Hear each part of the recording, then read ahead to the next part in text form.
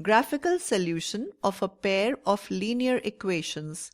Represent the following pair of equations graphically and write the coordinates of the points where the lines intersect the y-axis. S plus 3t is equal to 6 and 2s minus 3t is equal to 12. Solution. We have s plus 3t is equal to 6 and 2s minus 3t is equal to 12. Hence, 6 is equal to 6 minus 3t.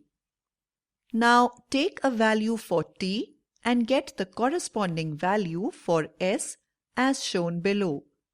Now do the same process with equation number 1. Thus, s is equal to 12 plus 3t divided by 2. Now take some different value of t and get the corresponding value of s as shown.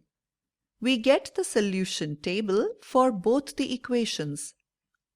Now we take the solution table in graph and place the 3 points 6, 0, 3, 1 and 0, 2 and join them by a line. It represents the first equation.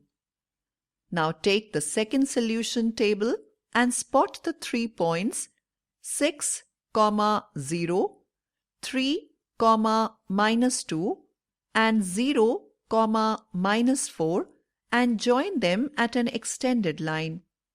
As we see that 0, 2 and 0, minus 4 intersect the y-axis as required.